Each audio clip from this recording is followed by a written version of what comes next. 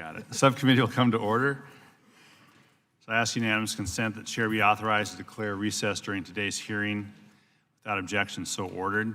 I also ask unanimous consent that members not on the subcommittee be permitted to sit with the subcommittee at today's hearing and to ask questions. Without objection, so ordered. So good morning. I want to thank the witnesses for joining the subcommittee today for a discussion on the air travel experience. According to the U.S. Bureau of Transportation Statistics, in 2018, U.S. Airlines carried 925.5 million passengers to destinations in the U.S. and abroad, the highest total since 2003. The Federal Aviation, or the FAA's current aerospace forecast predicts passenger traffic will increase roughly 2% per year over the next 20 years. In the Puget Sound, where I'm from, the number of passenger enplanements is expected to grow from 24 million in 2018 up to 55.6 million by 2050. So while increased passenger demand creates new economic opportunities and enhances the nation's aviation network, long-standing challenges can hinder growth. And over the last few years, U.S. airlines have invested in their products, including IT solutions, such as smartphone apps, to de-stress the travel experience. Today's hearing is an opportunity for this subcommittee to examine the U.S. airline passenger experience, hear from stakeholders on ways to improve this experience, and consider how Congress and the airline industry can foster innovation to benefit the flying public. Today's witnesses represent a broad range of stakeholders with unique insights on the passenger experience, from the Government Accountability Office, or GAO, to airlines and industry to consumer advocates. While the subcommittee will discuss numerous aspects of the everyday travel experience on U.S. airlines, there are a few at the top of my mind today. First is accessibility issues. According to the last U.S. Census estimates, 57 million Americans have a disability, and more than half of those have mobility issues. Last November, the subcommittee held a roundtable to better understand this community's air travel experience, including challenges with boarding the aircraft, inaccessible lavatories, inappropriate screening techniques, and damaged wheelchairs and mobility aids. As mandated by the 2016 and 2018 FAA Reauthorization Acts, the U.S. Department of Transportation initiated several rulemakings to improve the accessibility of aircraft lavatories and regulate emotional support and service animals. And Mr. Lee Page today joined us on behalf of the Paralyzed Veterans of America. So, Mr. Page, thank you for coming. I look forward to hearing about more about these rules and how Congress can work with industry and stakeholders to help fill in the gaps on airplanes and airport accessibility. Discrimination. Throughout this country's history, discrimination has been a pervasive and persistent issue. Far too often, viral videos, reports, or personal anecdotes uncover unlawful practices across the transportation sector on the basis of race, color, national origin, gender, religion, and disability.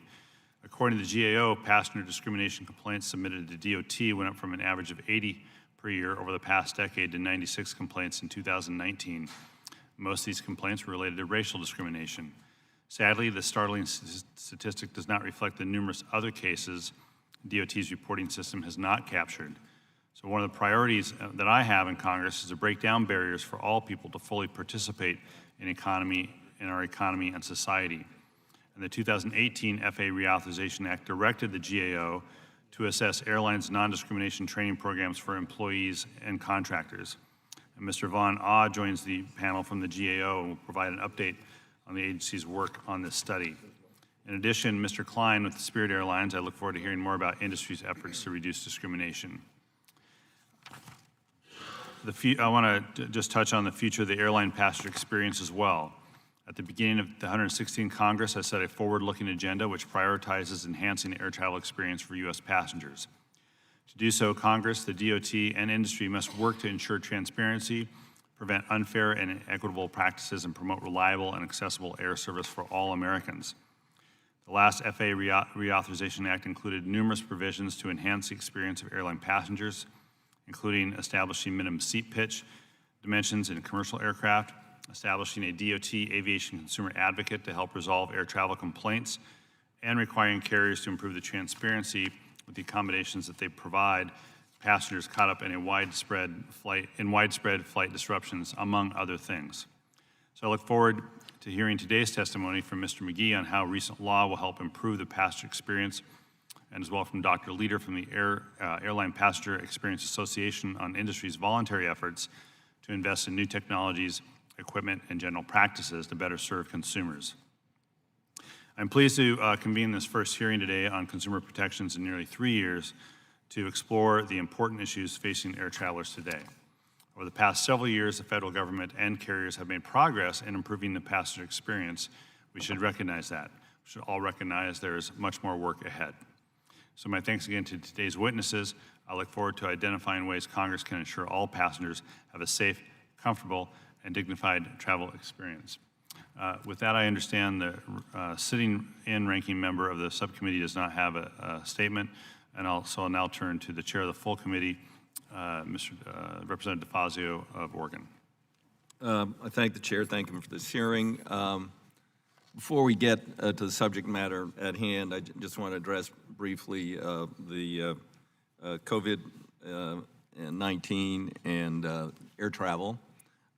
We 5 years ago, the GAO recommended that in response to the 2014 Ebola outbreak, that DOT work with relevant agencies and stakeholders to develop a national aviation preparedness plan for communicable disease outbreaks. That hasn't happened. Through 2 administrations, it hasn't happened, and now it's a little late. We have CDC trying to deal directly with the airlines to try and get passenger information. There's ongoing conflict over that. So last week, the chair and I wrote to Secretary Chow and asked that she implement the recommendations of the GAO and put together a task force and become more involved in these issues. As CDC shouldn't have to deal with individual airlines. Policies should be developed from knowledgeable people at FAA or DOT, so we can begin to better track passengers. Now, that's obviously not the subject of the hearing today, the state of air travel. My first term in Congress, I introduced a bill called the Airline Passenger Equity Act, and some of those things that were in that bill have been enacted, and some are still out there.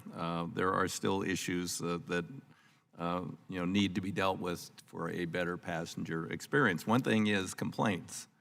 Oh, well, there aren't that many complaints. Well, GAO says there's 50 complaints to the airlines for every one that gets to DOT. How do you get in touch? Who knows to get in touch with DOT?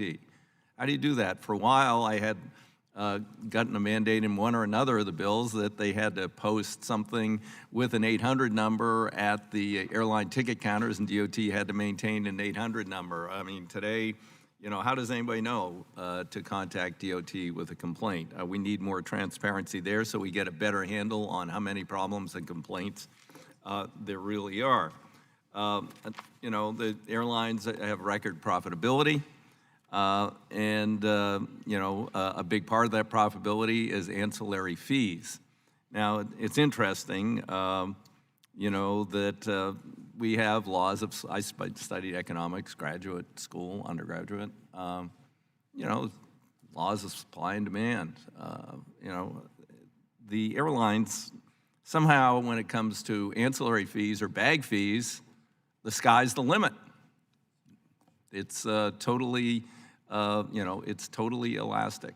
It's like there is no point at which passenger bookings fall off. In fact, when we were doing the FAA bill in 2018, within a month, all the major airlines raised their bag fees by $5. United just raised theirs again, $5. Are their enplanements going to drop off drastically? No.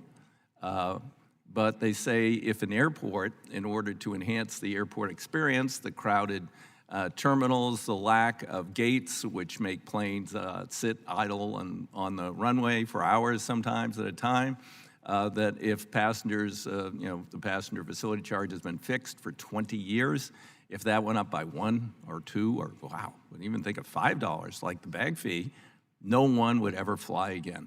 It's just totally inelastic. $1, won't fly. I mean, the truth is, They want control. And even though we can make the case to the airlines that somebody's going to pay for this, and we've had the airports do an excellent job this last year, starting with the hearing last year, documenting the fact, okay, we have to do these projects. Here's an agreed upon project. If we just bond it for 30 years and don't do anything else because we don't have any more bonding authority, here's how much interest we're going to pay. Now, if we could increase the passenger facility charge, the user fee, by this amount, and they give a table and show, with a couple of bucks, wow, you cut the interest costs in half.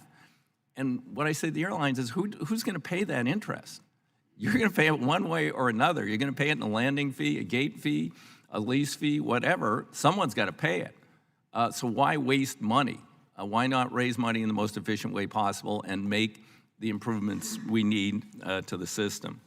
But we've been stuck on that for quite some time. Passengers with disabilities, we had a hearing last fall on this. One mishandled mobility aid or one dropped passenger is a tragedy and very difficult for a person with a disability. It's essentially part of their body. And it's unacceptable. My local paper, in fact, did some investigative reporting about airlines' resistance to repairing, replacing critical, essential mobility aids on a timely basis. I think many of you have seen the photograph of the guy who's taped to an aisle chair. This is unacceptable. Last we asked DOT, DOT has asked the airlines to specify their training procedures, how they're replacing or handling the aids that are damaged or lost. I have yet to see the results of that. And maybe we'll hear a little bit about that today. So, and then emotional support animals. I'm pleased to see that the DOT is taking some action there. Obviously, we get to peacocks and turkeys and other animals. This is a little bit out of control. And we need, there are legitimate needs for emotional support, and people who legitimately need emotional support and have legitimate, objects, with them, animals, should not be penalized because other people are abusing the system. And then finally, a serious thing is cabin evacuations. DOT is conducting some, I think, inadequate testing with, a partial mock-up shell of an airplane having to do with evacuation times and dealing with seat spacing and issues like that. Before I got to Congress, we'd had the Manchester crash, and people were piled up like cordwood trying to get out of that plane. They died in a survivable crash. It took another 6 years here in the United States to get that one seat removed over the by the wing because the airlines didn't want to lose the revenue. In fact, they came back 2 years later with a fake study that said, it takes longer to evacuate the plane if you take out that row of seats. We beat them back on that, and we still have that. But I'm concerned about it. And we've got to start dealing with the behavior of people. In the Chicago crash, where it took well over almost 2.5 minutes to evacuate a burning plane, people were dragging their carry-on bags with them, big bags, and fighting with the flight attendants over taking their luggage. We've got to figure out how we're going to deal with those problems, and DOT has to reevaluate whether or not we can meet the standard given customer behavior, and something they haven't taken into account. So there's much before us. I look forward to being informed by the panel today. Thank you, Mr. Chairman.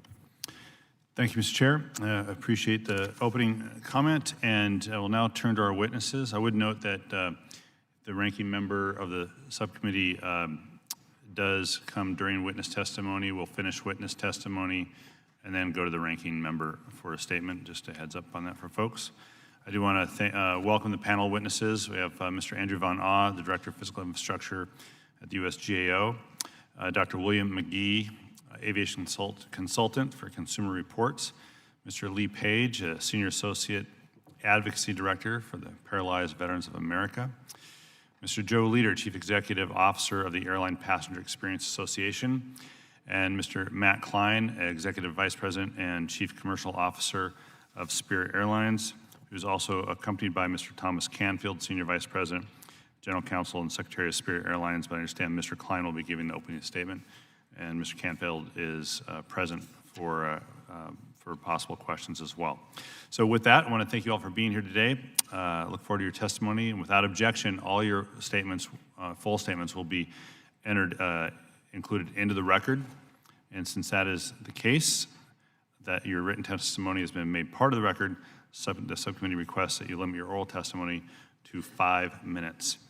With that, we'll proceed with Mr. Van Aw with the GAO. You're recognized for 5 minutes.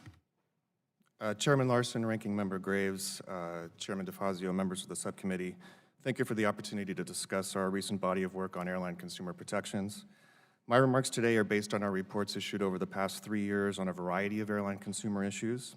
Specifically, my statement today covers trends in DOT's data on airline service, airlines' actions to improve such service, and what is known about passenger complaints and airlines' practices on accessibility and discrimination issues.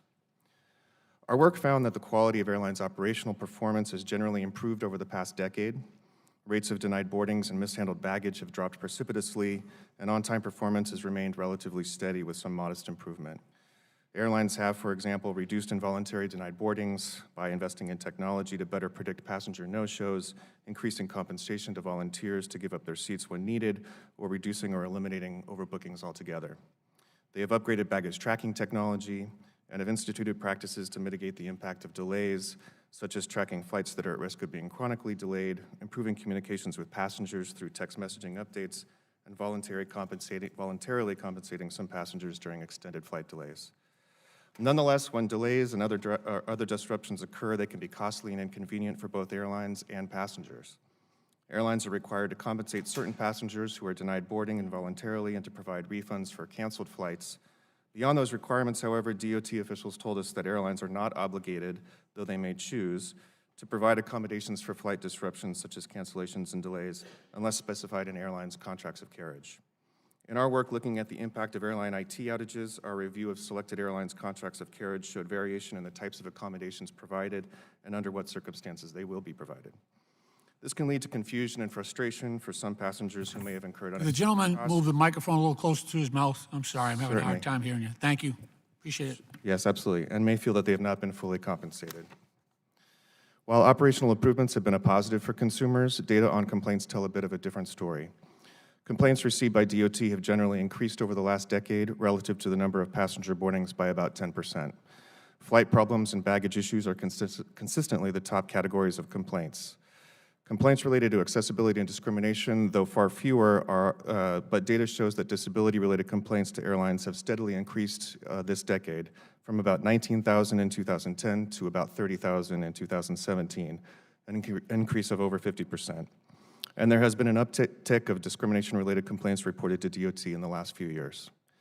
Of course, the number of complaints may not reflect the full adverse experience of passengers. For example, in our recent work examining the accessibility of aircraft lavatories, while there may be few complaints, we noted that some passengers with limited mobility may take extreme steps to avoid using the lavatory altogether, such as severely limiting their food and fluid intake in advance of the flight, and others may choose not to fly at all.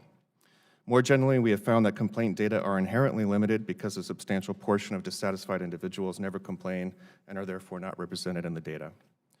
Our recent work on accessibility and discrimination issues is focused on airlines' efforts to provide training on these topics to their employees. And we found that all the airlines we examined had developed initial and recurring training in these areas, though they have been reticent to provide some of the details to us. With respect to non-discrimination training in particular, we found that airline trainings varied and that not all airlines covered topics like implicit bias, which our work found to be a key principle to include in such training.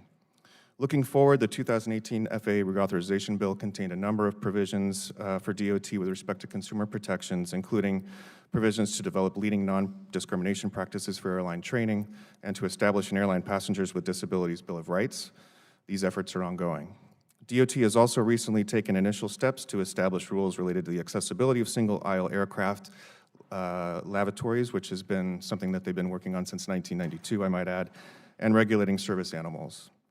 In addition, we have open recommendations to DOT to improve its ability to target and measure its consumer protection compliance activities, including getting feedback from consumers on its efforts to educate them on their rights. Chairman Larson, Ranking Member Graves, this concludes my statement. I'd be happy to address any questions you may have. Thank you.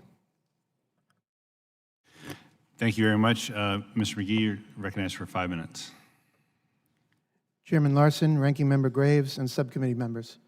On behalf of Consumer Reports, the independent nonprofit consumer organization, thank you for the opportunity to address the concerns of millions of American air travelers.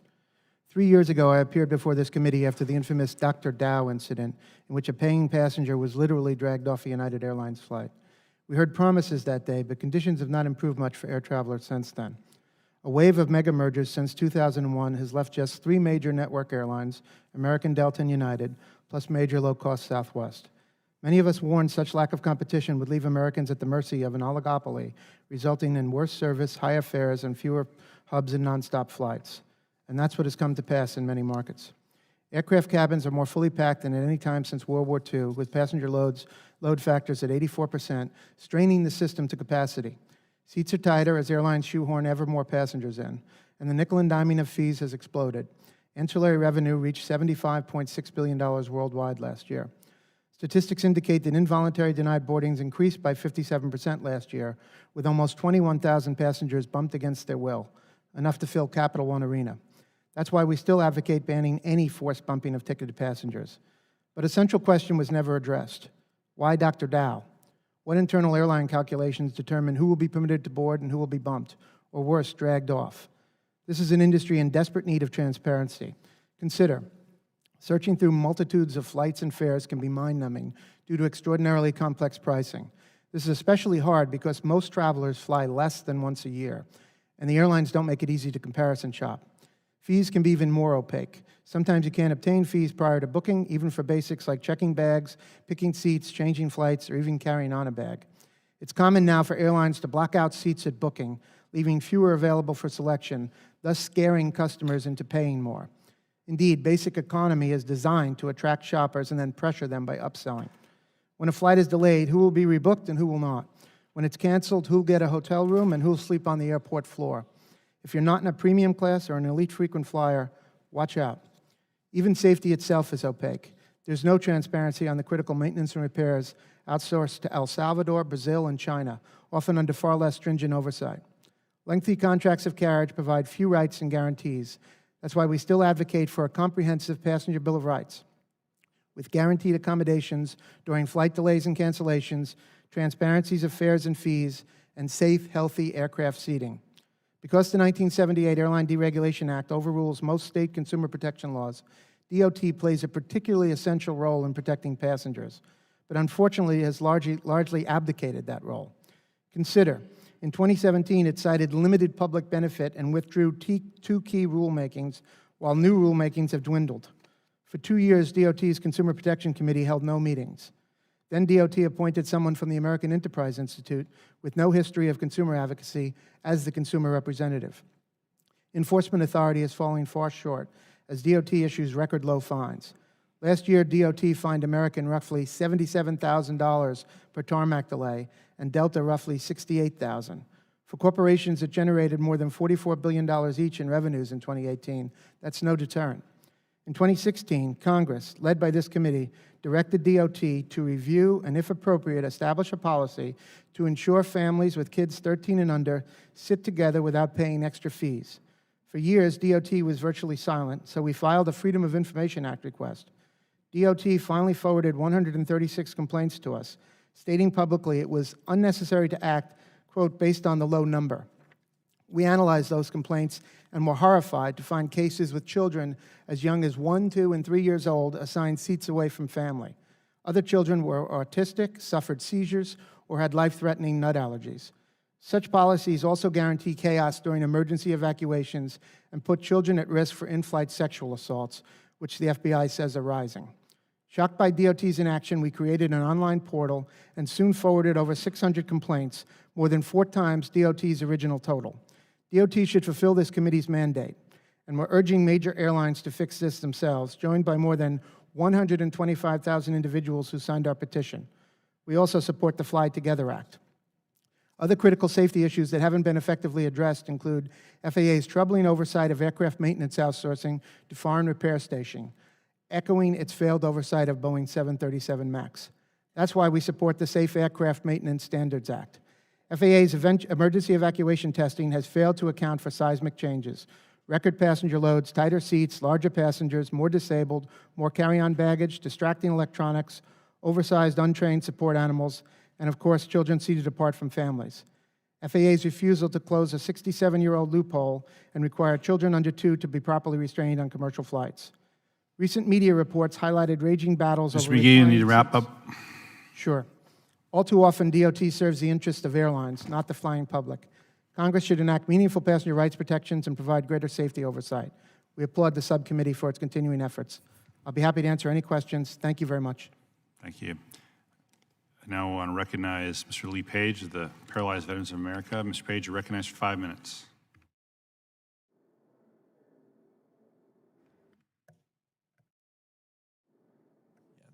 Okay. Chairman Larson, Ranking Member Graves, members of the subcommittee, Paralyzed So Veterans. Lee, someone, just want to be sure that we can hear you. Just pull the microphone, or someone can help out to pull the whole box forward. Okay. Can you hear me now? Yep. Okay. Chairman Larson, Ranking Member Graves, members of the subcommittee, Paralyzed Veterans of America, thanks you for the opportunity to testify regarding air travel experience of passengers with disabilities. It has been more than 30 years since Congress passed the Air Carrier Access Act.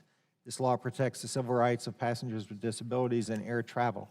Although it improved our experience, the process is far from seamless and at times is even unsafe. PVA members routinely report being physically harmed in boarding and deplaning aircraft, and their wheelchairs, particularly power wheelchairs, are often damaged while being stored. They also often encounter air carrier personnel and contractors who are not appropriately trained in assisting passengers with catastrophic disability. We believe most problems result from lack of training, inaccessible aircraft, and inadequate enforcement of the law. Commercial air travel is the only mode of public transportation in which a wheelchair or scooter user must surrender their assistive device in order to travel. Passengers must rely on air carrier personnel or contractors to properly store these devices and help them board and deplane the aircraft. For many wheelchair users, this is where the problems in safely accessing air travel truly begins. Air carriers use several different types of aisle chairs to help passengers with disabilities board and deplane the aircraft. An aisle chair is a small, narrow wheelchair that cannot be pushed by its passenger. Aisle chairs are often poorly designed and in disrepair. In some cases, the aisle chair can harm the passenger because it does not have proper padding, which can lead to skin abrasions, bruises, or sores. Furthermore, airline assistants are typically not properly trained in how to physically lift or transfer a person from a wheelchair to an aisle chair. They are also too often unfamiliar with the securement straps. On my most recent flight, I had a problem with the aisle chair and the people who came to assist me. The aisle chair that was used did not meet my needs. The footrest was too small, and my feet kept falling off the aisle chair as I was being brought into and out of the plane. Also, the seat straps were not sufficient to keep me in a secure seated position. As a result, my hip and lower backside hit every armrest all the way back to my assigned seat.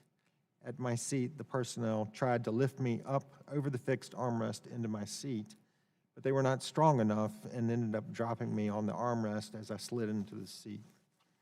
Passengers with limited mobility must also worry about the storage of their assistive devices. Damage to wheelchairs can be a trip-altering event, as well as pose significant health concerns for passengers who depend on it for mobility. Customized wheelchairs are not easily replaced if damaged. Although my wheelchair is typically returned to me without significant damage, this is not always the case for some of our PVA members, particularly those who use power wheelchairs. Damage to assistive devices is typically a result of improper loading and securement within the cargo area of the aircraft. Damage ranges from minor tears to fabric upholstery to a complete electrical power breakdown, rendering the chair useless to operators. Repair often takes time, leaving the passenger stranded until it can be fixed. Disability access is almost non-existent on most commercial aircraft. The aisle width of the plane is typically smaller than that of the individual being transported on the aisle chair.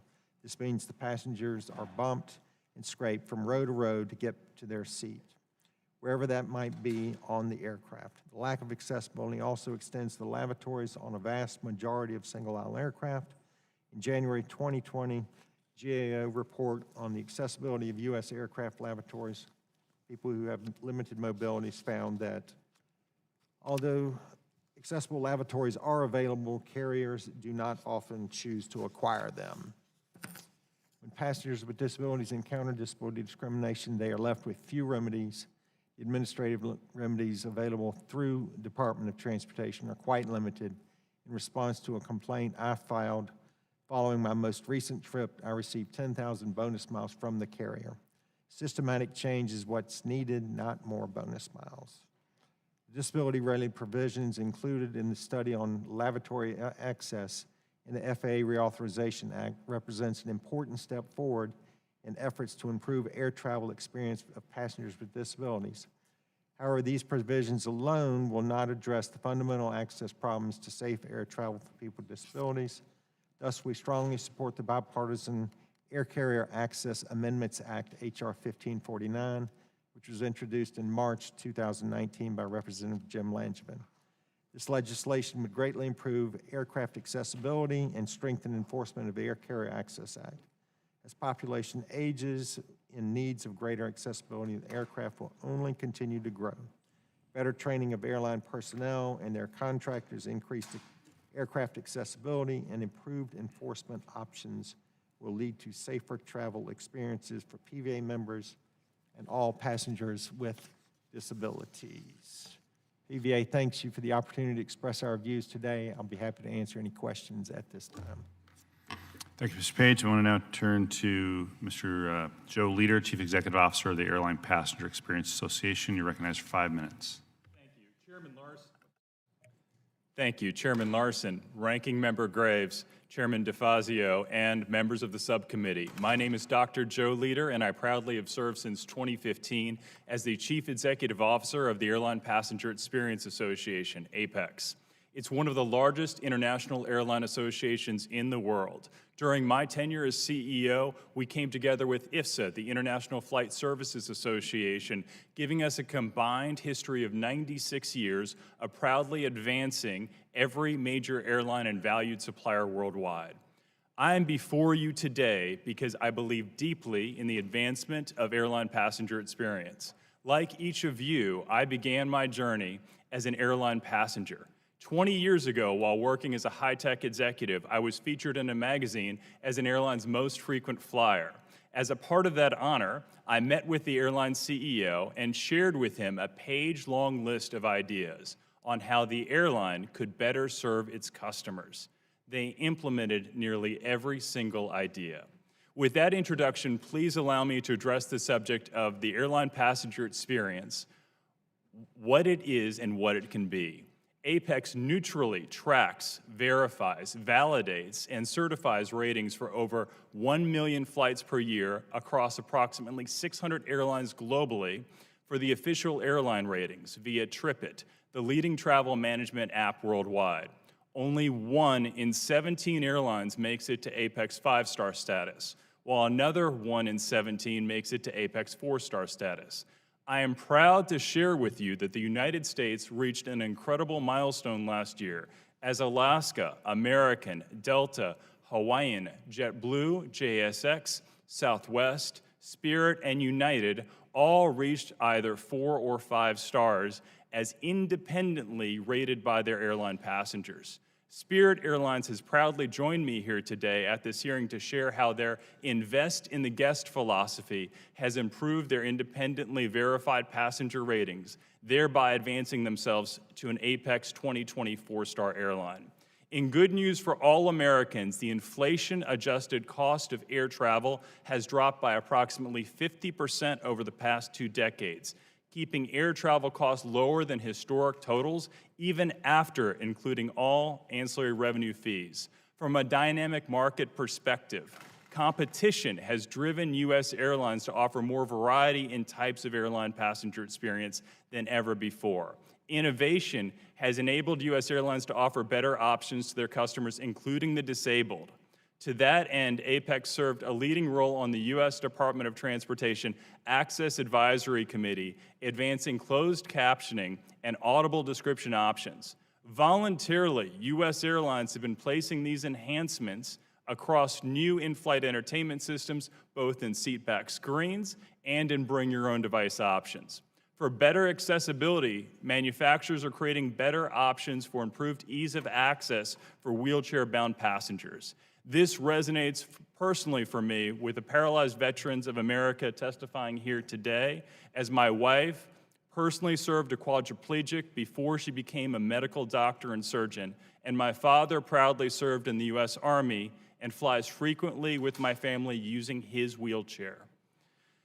What does the future bring for U.S. airline passengers? Our customers will enjoy flights more than ever with expanded entertainment and connectivity options. The number of aircraft with in-flight entertainment screens worldwide will continue to increase, while bring-your-own-device options will surge to cover nearly all remaining commercial U.S. aircraft this decade. As an example of innovation, each new screen installed by Delta weighs approximately 2 pounds less than its predecessor, saving millions of gallons of fuel despite more screen size for passengers.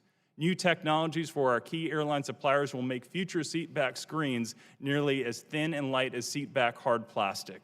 Seating advancements have enabled passengers 2 to 3 inches more legroom than historic seats in existing space, as I've indicated in my written testimony. U.S. airline ticket prices should continue to track lower than the rate of inflation, as airlines now burn 53.7% less fuel per passenger than the 1990s. This helps benefit our passengers, our airlines, and our world, with a carbon emission reduction averaging 2.3% less each and every year for the past decade alone. Our U.S. airlines are voluntarily spending tens of billions of dollars enhancing airports to better serve their customers, including implementation of face matching from the U.S. Department of Homeland Security that securely interlinks with their airlines without any transfer of photos. Other new technologies being deployed by our airlines are advancing to complete journey management, including ground transportation, automated bag tracking, all along your journey, and remembering your personal preferences. This is only the beginning Thank of you, a Mr. Leader. decade advancing. Thank you. I'll be wrapping up. Yes, Chairman. You're wrapped up. Sorry, I gotta move on. Of course. Thank you very much. Now I want to recognize Mr. Klein for 5 minutes, Spirit Airlines. Good morning, Chairman Larson, Ranking Member Graves, Chairman DeFazio, and members of the Subcommittee on Aviation. Thank you for the opportunity to testify today. My name is Matt Klein. I'm the Chief Commercial Officer of Spirit Airlines. Spirit Airlines is the largest ultra-low-cost carrier, or ULCC, in the U.S. We serve over 50 U.S. domestic airports and 25 international destinations. Our total prices, including all ancillary products and services, are, on average, more than 30% below those of other airlines on our routes. Corporate travelers and more affluent consumers have many choices in today's market. Spirit's product is designed for highly price-sensitive travelers, mainly ordinary individual consumers, families, and small and medium businesses who pay for their own tickets and who face narrower options. This continues to be an underserved segment in today's market, and we are proud to fill the need. We are the fastest-growing airline in the U.S. for the past 1, 3, 5, and 10 years, consistently running high load factors. So it seems American consumers are responding very favorably to the choice we provide in the market for air travel. What may be less widely known are the tremendous strides Spirit has made in the past few years to become one of the most reliable airlines in the country. We ranked 4th nationally in on-time performance out of 10 reporting carriers in 2018, and based on unofficial statistics in 2019 as well, beating out 3 out of the 4 big airlines and all the other low-cost carriers. We also rank strongly on completion factor and on baggage handling. None of that is easy to do for a smaller airline, as we have less built-in redundancy and inherently greater challenges in recovering from unforeseen events. We believe Spirit's combination of low prices and reliable service adds up to terrific value for our guests, and we are seeing a positive reaction from consumers, both in our satisfaction surveys as well as in our increasing customer repeat rate. And it's not just about operational reliability. Over the past 3 years, Spirit rolled out a broad-based and ongoing initiative we call Invest in the Guest. That program comprises enhanced service training for our crews and other guest-facing personnel, as well as investments in technology like enhanced airport kiosks and our new self-bag drop machines that will help speed our guests through the check-in process at the airport. We also recently announced the complete refresh of our interior cabins, featuring all-new seating that provides significantly greater comfort, personal space, and usable legroom. Later this year, we will begin installing next-generation full streaming Wi-Fi across our fleet, the first ULCC to do so. I believe we are the only major U.S. carrier to have wheelchair-accessible lavatories installed on most of our aircraft. Spirit operates one of the newest and most fuel-efficient fleets in the Americas, ranking consistently as a leader in fuel consumption per passenger.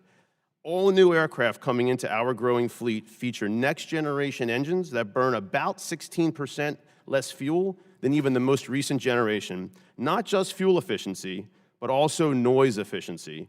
In addition to several other awards in the past 2 years, we are proud to have won Seattle's prestigious Fly Quiet Award for 2 years in a row. In the U.S., the large distances, the dispersal of families across the country, and the needs of our interconnected business environment all make air travel more essential than in other countries. At Spirit, we recognize our product may not be for everyone, yet we are very proud to offer low-priced, reliable service to those who may have no other option. And with the strong discipline we exert on the prices charged by other airlines, we are also pleased to help drive savings for all travelers, whether they fly us or not. Thank you again for the opportunity to speak with you today. That's great. Thank you, Mr. Klein. As noted earlier, the Ranking Member Graves is here, and I'll recognize him for 5 minutes for his opening statement. Thank you, Mr. Chairman.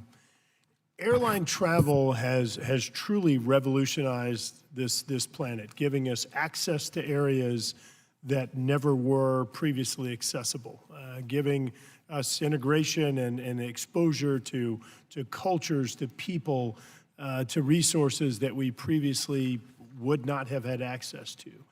We've been able to deliver doctors and life-saving medicines to folks in need. We've been able to lift folks out of poverty. We've been able to introduce technology and innovation, improving lives around the world as a result of aviation technology and commercial air travel. It really is amazing to sit and go through the exercise of thinking about potentially not having that amazing technology.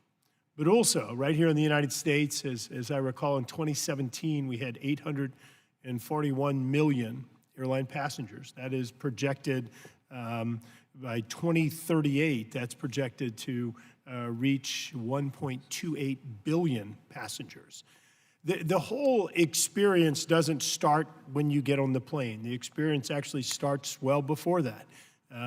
We have 3 kids. I know going through the exercise of slipping all the luggage, loading them up in the car, going perhaps to a remote parking spot, taking the shuttle, getting to the airport, trying to find the right gate, checking in your bags, trying to get through security, trying to get actually checked in on the plane, seated, and that whole experience it's pretty intimidating. And I'll say it again: when you have 3 kids that you're, I know I'm supposed to say in tow, but usually following, it's pretty intimidating and it's pretty overwhelming.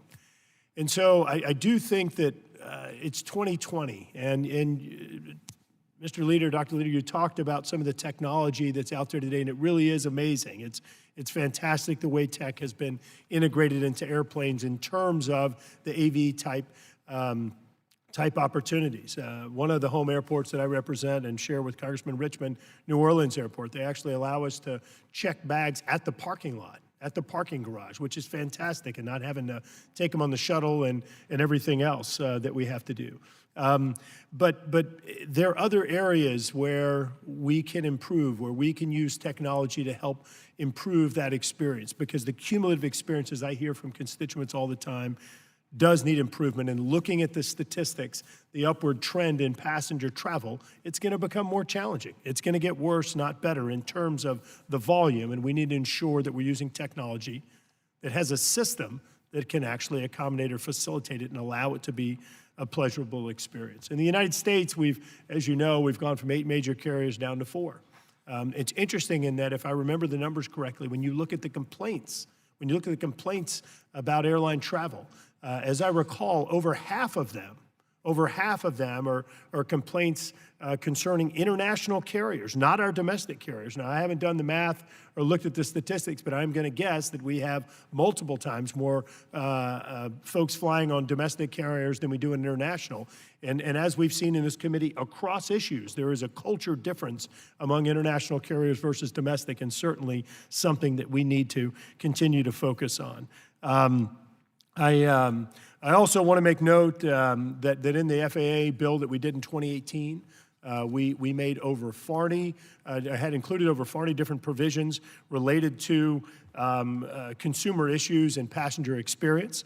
As the chairman noted, perhaps there are a few that we need to continue focusing on and working together with everyone in this room to continue to improve that experience as best we can.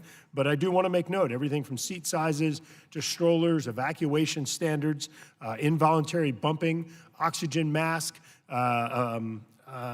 protecting pets on planes, and I believe a dozen different provisions, Mr. Page, related to passengers with disabilities. So certainly progress has been made as the FAA works to implement those, but I'll say it again, and I think the chairman noted, we certainly need to ensure that we continue to revisit this. This is an iterative process, and continue to improve the experience as much as we can. Lastly, right now, obviously, one of the things on people's minds is coronavirus, and we need to make sure that we all continue to focus on this. Outbreaks in South Korea, Italy, Iran, and other areas are infecting more new patients on a daily basis than occurring in China. And if outbreaks can happen there, they can happen here. We need to work in a bipartisan manner and ensure that we focus on this particular issue, aviation travel, air travel, and ensure that we're making this experience as safe as possible. With that, Mr. Chairman, I yield back and appreciate the opportunity to give an opening statement. Thank you. And now I want to move on to member questions. Each member will be recognized for 5 minutes, and I will start by recognizing myself. I'll start with Mr. Page. Last fall, during the subcommittee's recent roundtable on accessibility, you discussed the PVA's collaboration with the administration on a recent rule to improve lavatory access in single-aisle aircraft. Can you give us your thoughts on the proposed rule and where we are on its development?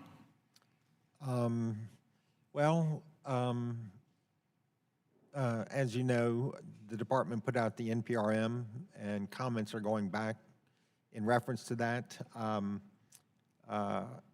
Spirit testified they're an airline that most of their planes have SpaceFlex 1, which is it's a lavatory at the end of the airplane that a person in an aisle chair can actually traverse back and get into the lavatory with assistance from the flight attendant.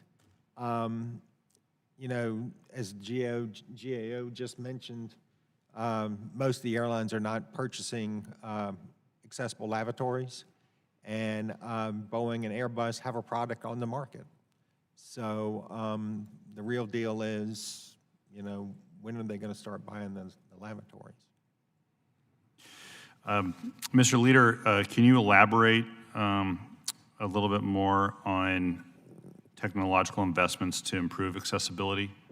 Certainly, Chairman Larson, when it comes to restrooms, the SpaceFlex option that Spirit has implemented was done on a voluntary basis. It's designed so that you can have 2 lavatories that actually become one, so it's more accessible for people that need the additional space and room. We have other new technologies that are, as I've put in my written testimony, will enable airlines to actually use space that could not otherwise be used in the aircraft for a more accessible lavatory by actually expanding the lavatory out. As I've worked with our airlines across the U.S., this is a central area of concern, one in which I'm very proud of what Spirit Airlines has done as a market leader in this space, and one in which I think you will see all of our airlines more assertively doing as they do cabin redesigns and new orders from our friends at Airbus and Boeing. There are more options than before. Our airlines care. And the big requirement, and this is what SpaceFlex allows, is you have 2 lavatories for use for most of the passengers because we do want to serve all passengers. But when it comes to serving our disabled passengers, those 2 lavatories become one for greater ease of access. It's the perfect type of compromise that advances our industry. Mr. Klein, you did note where Spirit is on lavatory accessibility. What kind of different, what level of investment was necessary to make that happen? Well, we did go through a retrofit of, I'd say at the time it was roughly half of our fleet went through a retrofit in order to put those accessible lavs into the aircraft. And now every new delivery we take moving forward, which I think that project finished up about 2 years ago. And since then, every new delivery we have, it's right there as it comes in. If I may add one other piece to that, to what Dr. Leader mentioned, is we also have on our aircraft the widest aisles that you could possibly have on a single aisle aircraft. It's important to us. We put certain types of seats in that create more width for the aisle as well, just to help address the issues that Mr. Page mentioned earlier. Yeah, and all of your planes are single aisle? Yes, that's correct. Spirit is all single aisle? All single aisle, that's correct. Yeah.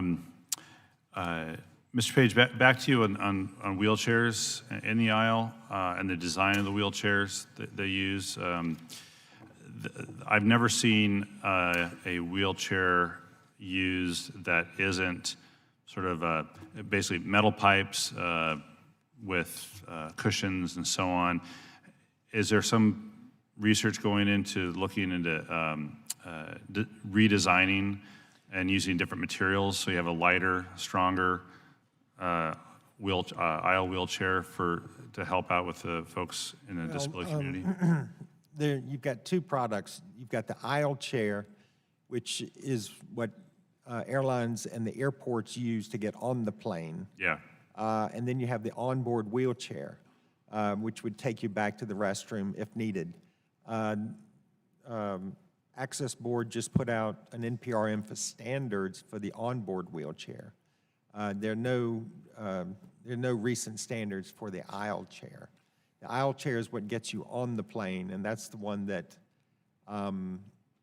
gives you trouble, as I described in my testimony, because of basically my seat is 18 by 19, and I'm sitting on a 14-inch aisle seat. So, and the width of the aisle is narrow also. Right. So, your question of standards, there are 3 or 4 different products that the airlines use. The Columbia is the most wide used across the industry.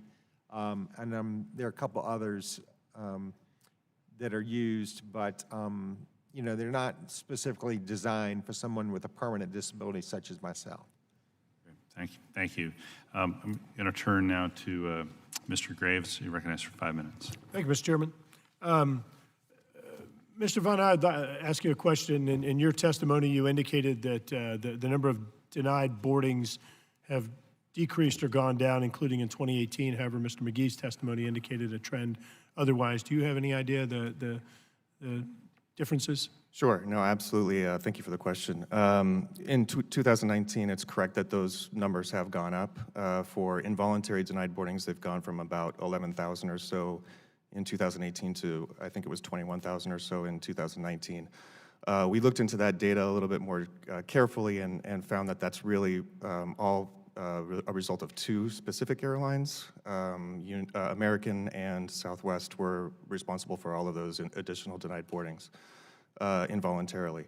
I might add that part of that might be in our work on denied boardings, some of the airlines warned us that because of some of the Boeing MAX issues, there may be an uptick in that number for this year, so that might be part of the explanation for that. And just very quickly, in regard to that, as I recall, those two airlines that you noted are the two airlines that had the largest investment in the MAX fleet, I believe? That's correct. Yeah, okay. So it's likely there's a direct correlation there. There's possibly a correlation, sure. Thank you. Mr. Klein, do you have any idea, I'm not sure if y'all have kept statistics, indicating the number of first-time air passengers that Spirit has accommodated? You lower the bar in terms of access to airline travel, Yeah, absolutely. right? So it's a great question. We actually don't have specific statistics on knowing. We don't survey guests to say, is this the first time you've ever flown ever? What we do know is when we go into certain new cities, for example, when we entered Haiti, we knew there was a lot of people from South Florida that were flying for the first time to places like Haiti, creating access for people in South Florida. We know, for example, we just announced service yesterday from New Orleans to Honduras, San Pedro Sula. We know there's going to be people in New Orleans that are going to be taking their first flight when we start that service in June, for example. So we don't know exactly what those statistics are. What we do know is when we go into new routes, we definitely attract new guests that are infrequent travelers as well. They may not have the opportunity to fly often. And what we do is we go into new routes, we grow markets, we stimulate with low fares. On average, what we will do is grow markets in the whole industry as we get competed with. We will grow markets by 30%, and fares come down by 22% on average in the 12 months following our entry into service. So we do know that we're driving new growth, and those are industry numbers. As we act as a discipliner of sorts on fares for our competitors. They choose to compete with us, and when they choose to compete with us on price, the whole market grows. And that can even happen in large routes as well, routes where people fly all the time, say New York metro area, Newark to Fort Lauderdale, very large market. We entered that in October of 2016. The market grew from a large route, it almost doubled. It grew by 88%, even though there was a lot of service in the market already. We seek out those kinds of underserved opportunities and create the travel opportunities for those that don't get to fly often. Thank you. Look, I can tell you from our one of our home airports, New Orleans, every time I walk in the Spirit area of the airport, it is absolutely the people that are there for tourism, that are there having a good time. In many cases, still out from the night before, but that's fine. But it clearly it appears anyway that it's opening up aviation access to folks that previously wouldn't have made that decision. You know, it's actually comparable in some cases to, hey, should we drive here or should we fly to New Orleans? And it is fantastic to see that whole group, what I believe, just anecdotally, opening access to a whole group of travelers that previously wouldn't have chosen that option or would have seen it being out of reach. So I certainly do appreciate that. Dr. Leader, Mr. McKee, I mentioned that we had 40 changes to kind of addressing passenger issues in the FAA bill. Would you all like to comment on where you see sort of best opportunity for experience as a result of some of the revisions in that bill, either of you or both? Certainly. One of the key provisions was the minimum seat standards, which we view not just as a comfort issue and as a value issue, but more important as a health issue due to deep vein thrombosis and as a safety issue due to evacuations.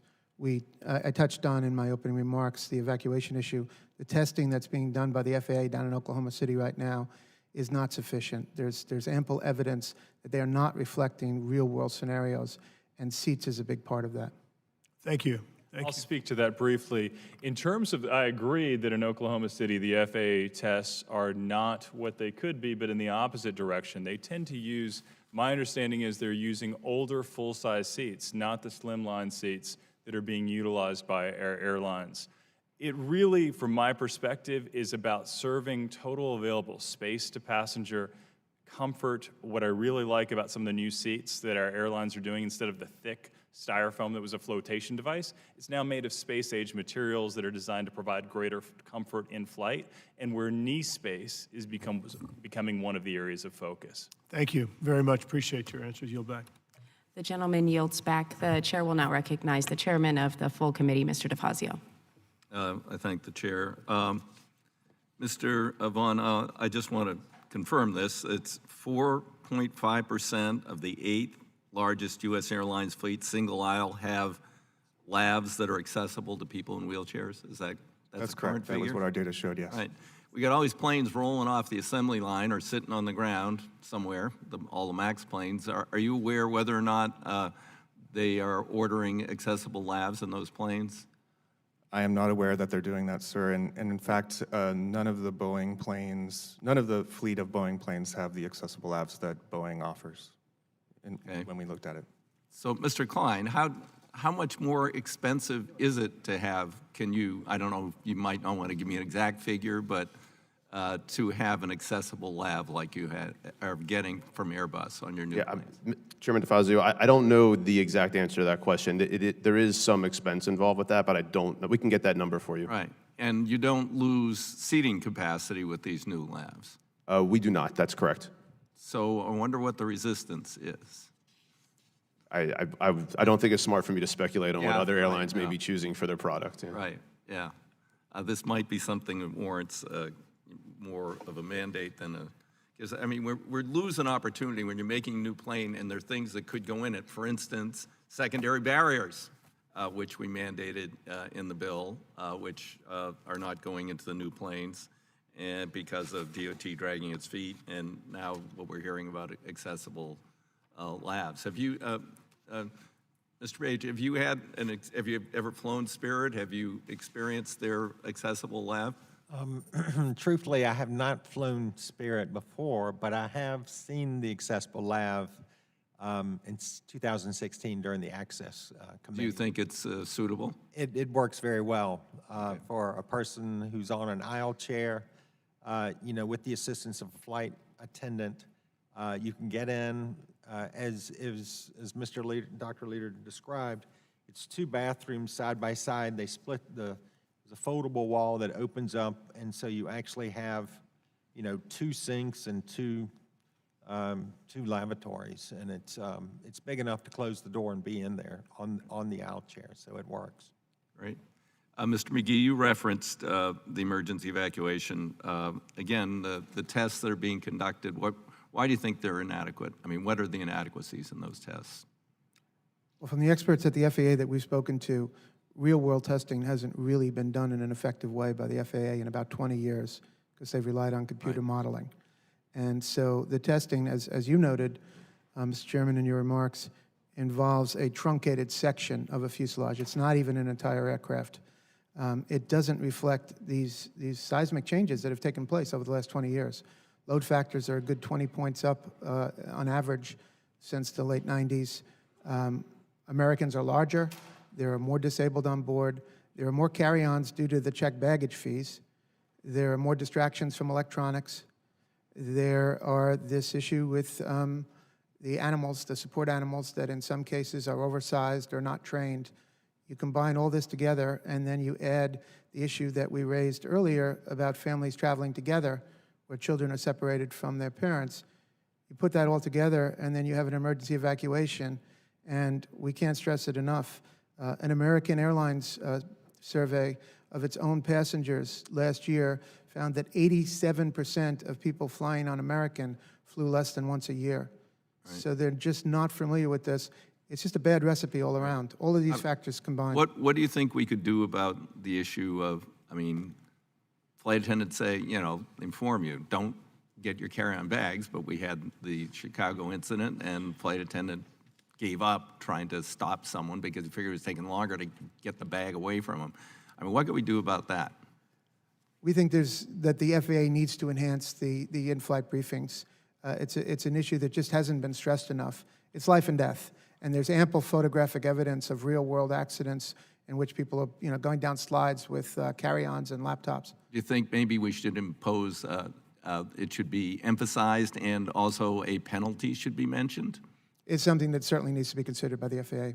Right. How about some way to lock on approach and takeoff the overhead bins? It seems like it wouldn't be too difficult for the manufacturers to come up with an electronic locking system. I've spoken to some experts about that. A few of them expressed concerns about emergency equipment that might be in overhead bins. Well, you but can- it can you can obviously leave that be- one Right, off. exactly. It can obviously be moved. It's an excuse that can be easily addressed. Right. Okay. Thank you. I see my time's expired. The gentleman yields back. The chair now recognizes the gentleman from Ohio, Mr. Balderson. Thank you, Madam Chair, and thank you all, panel, for being here today. I'm going to kind of switch gears a little bit. My first question is for Mr. Klein. Last month, this committee held a hearing on the future of Americans' aviation maintenance and manufacturing workforce. It's no secret that our aviation and airlines industries are facing a major labor shortage that is expected to grow in the coming years. Industry forecasts show that North America will need over 200,000 civilian pilots and almost as many maintenance technicians over the next 20 years. On February 5th, 2020, United Airlines announced an expansion of their Aviate pilot program and signed a purchase agreement to become the only major U.S. carrier to own a flight training academy. Can you discuss any recent actions from Spirit Airlines that would invest in education and workforce development? Yes, we have done some investment in this. We have what's called flow-through agreements with some regional carriers, where their pilots go through, they get their flight hours, they become pilots at regional carriers, and then come to Spirit Airlines after a period of time. Additionally, we have just used, and this is on behalf of the Spirit Foundation, which is a nonprofit arm of Spirit Airlines, we are investing in with what I would call education centers and facilities that do pilot training and also do mechanics training, technician training. And we're doing that for two reasons. One is to make sure the pipeline continues to grow. The second is we think it's extremely important that we have a more diverse workforce in both the pilot ranks as well as the technician ranks. So we're also investing in places that promote both female and minority training for those individuals that want to join the aviation industry. We think that's an important part that can help diversify the workforce at the same time. Okay. My second question also to Mr. Klein, but if anyone on the panel would like to jump in and give their thoughts, please do so. If the workforce shortages in the aviation space is not addressed, whether it is with air traffic controllers, maintenance technician, and engineers or pilots, what consequences will we see for consumers? Well, certainly it's very important to have highly skilled professionals as part of the workforce. Right now, it's hard for me to speculate about the future because right now we're not having issues with recruitment or training and retention of the professionals that you're speaking of. It's hard to speculate about the future. I would just assume that if we start to have those kinds of issues, you'll see the free market work where salaries or things of that nature would become more important for those individuals, and you'll see that kind of demand drive more people entering that part of the workforce. Okay. Thank you very much. Would anybody else like to add? Mr. McGee. Yes, thank you. For about 15 years now at Consumer Reports, we've been investigating and advocating about aircraft maintenance outsourcing by U.S. airlines, much of it outside the country to foreign repair stations. We've advocated about it as a safety issue from a consumer perspective, not from a labor perspective, but the two issues are intertwined because we have decimated an entire generation of mechanics here in the United States because the work has been shipped overseas for much lower salaries. And that's something you just can't get back overnight. Younger people coming out of the military, coming out of school, looking for careers who once, found a very good career in airline maintenance are not finding it now. Okay. Would anybody else like? Mr. Leader. Yes, I'd like to speak on that briefly, Congressman Balderson. From my perspective, we are seeing the right balancing occur. When the FAA mandated higher number of hours for pilots, we saw it suddenly drive more pilots to get more experience at smaller airlines or Part 135 operators, and then they're actively seeking to move up through the airlines. When it comes to maintenance, I've been at maintenance facilities across our airlines. It's a very sought-after job and one that I believe will continue to grow. The economics of continuously outsourcing labor to aircraft that are primarily based in the United States does not make economic sense given the cost to ferry aircraft elsewhere. I think you'll see a strong and growing base here in the U.S. and one that our airlines are investing in independently. And from Apex IFSA, we have the IFSA Foundation, which last year surpassed over $1 million given out in educational scholarships to help advance our industry forward. Okay. Thank you all very much. Mr. Klein, you lean forward. I was just going to add that to what Dr. Leader just mentioned is we do some outsourcing of some of that work, but we do it in Puerto Rico. It's the decision we made to help support the territory there. So, and we're using a highly skilled, highly trained professional organization there, and we're doing it. So we do have a small ferry cost to get the aircraft to Puerto Rico. We felt that was a good investment for the territory to continue to do that work there. Okay, thank you all very much. Madam Chair, I yield back. The gentleman yields back. The chair now recognizes the gentleman from Tennessee, Mr. Cohen. Thank you, Madam Chair. Discontent among airline travelers has been increasing, and it's for a good reason. While airlines are experiencing record profitability and executive salaries are getting larger and larger, the flying public is being squeezed like sardines in shrinking seats, charged unreasonable amounts of money due to increased and new ancillary fees, and faced with fewer choices as competition decreases. When it comes to unreasonable airline fees, the airlines have gone beyond imaginable levels. In 2018, fees for checked baggage and reservation changes amounted to a record $7.6 billion. That was $4.9 billion for checked baggage and $2.7 billion for reservation changes. Even worse, some airlines have recently increased these fees. The flying public is exasperated, and so is many members of this committee, and I am. As passenger levels continue to grow in the years ahead, it's imperative that we work as a committee to ensure that airline policies and practices are transparent and reasonable and not erode public consumer protection. Mr. McGee, you discussed the proliferation of these fees in your testimony. In your opinion, when you say the fees that we've gotten used to, like checked baggage and ticket changes, are growing, and how is that factoring into the consumer experience? It's had a very negative impact for many consumers, and we don't think that the DOT complaint system is capturing that discontent. At Consumer Reports, we have the advantage of surveys with tens of thousands of readers, and when we ask them about airline service, which we do every year or two, the top of the list of complaints is fees, particularly baggage fees. It's not just that there are existing fees, but that the existing fees keep increasing. As was noted earlier, just this month, United and JetBlue raised their fees. And that's the reason why Senator Markey asked me to introduce a bill in the House, which I was proud to do, H.R. 5195, with Chuy Garcia from Illinois and other transportation colleagues. That would be the Fair Fees Act. This bill would prohibit the charging of fees, including cancellation, change, and bag fees it would require those fees to be reasonable and proportional to the cost of the services. They can still charge them, but they'd have to be reasonable and proportional. Mr. Klein, Spirit Airlines is quite upfront about the fact that it relies on ancillary fees as part of its business model. That being said, the pricing of some of these fees is confounding. Recent search for bag fees found costs more than doubled depending on time and place of purchase. What is the rationale for charging variable baggage fees depending on when a traveler buys their ticket? Congressman Cohen, as you mentioned, our business model highly relies on ancillary revenue. We're not shy about talking about that. What we do in our business model is make sure that we reduce the base fares, so the fares are reduced. Other airlines don't necessarily do that you're mentioning. What we do is bring the fares down so that customers that don't need to check bags or don't need to have a specific seat assignment have the ability to fly that may not otherwise be able to fly. Right, and I understand that and appreciate it, but my question is, why do you charge more depending on when a traveler buys a ticket? You've got the same luggage space, you've got the same luggage. Why do you charge more if they buy their ticket at a different time? Certainly. So what we want to make sure we do is encourage people to think about when they're making their purchase decision. We want them to get that discount by assigning the bag fee to their record when they buy their ticket up front. The standard price is if you just buy add your bag to your record.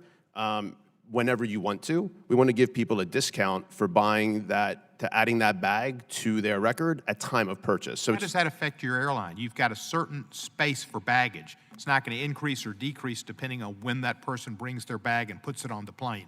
Shouldn't it be the same fee because it's the same amount of service you have to give them for that baggage space? Yeah, well, the answer to the question is no. We disagree with that. We think it's better to give people a discount for adding their bag fee up front, because if they do that and can think about how they're thinking of their overall, to Mr. McGee's point, we want people to get the best upfront price they can and I have be able to limited shop. time, and I appreciate it, but Mr. McGee, he called on you. Do you agree with his analysis? No, we don't. We believe that with the fee situation with the airlines, there are two problems. That's why we supported your legislation. One is the transparency. Consumers are confused by the fees. These are pages from the Spirit and United websites. You can't always determine the cost of a bag until you enter specific flight information.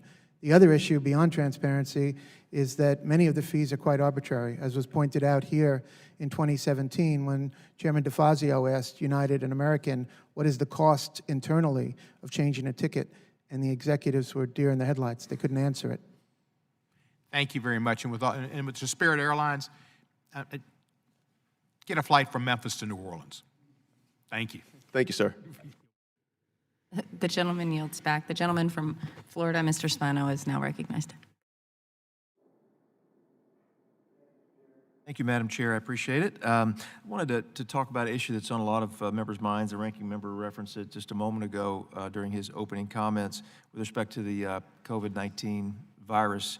On Sunday, the first two cases of COVID-19 were diagnosed in Florida, one of which was in Hillsborough County, Hillsborough County being part of the congressional district that I happen to represent, which is Florida 15. It spans much of the area between Tampa and Orlando. And so most, if not all of my constituents, when they fly somewhere, they'll fly out of Tampa or Orlando International Airports. The airport I primarily use, Tampa International, announced that they've taken several steps to prevent the spread of the virus at the airport, so those steps include increased cleaning and sanitation of high-touch areas, providing extra hand sanitizer in key areas, reminding travelers and employees to practice good hygiene, and so forth and so on. A few questions related to this specific issue. Number one, if I may, I want to ask the panel, have you seen any similar actions at airports across the country? And if so, what are those actions? Anybody can respond. I can speak to this. Apex provided guidance to all of our airlines, not just in the U.S., but worldwide, on 9 key steps that they need to be taking now. I want to stress to members of Congress and to members of the public, it is completely safe to fly right now. We've gone through this now and had different instances of people flying on aircraft. There has not been traceable transmission on aircraft to this date. We believe that will continue to be the case because there's vertical air circulation through HEPA filters that are 99.97 to 99.99% effective on board aircraft. With that said, the steps that we've outlined to airlines is clearly communicating to passengers and to staff the safety steps the airline is taking, broader waivers for changes and cancellations, which we are proud that several airlines in the U.S. have taken, enhancing customer contact details and traceability, so should we need to be able to have that on board. Flight crew awareness on how to act in this instance. We've dealt with tougher situations, for example, with Ebola, which created much more significant aircraft incidents. We haven't had those yet, but they are prepared. Aircraft decontamination procedures, having flight aircraft decontamination and procedures in place, for example, on door handles of restrooms and other high-touch surfaces.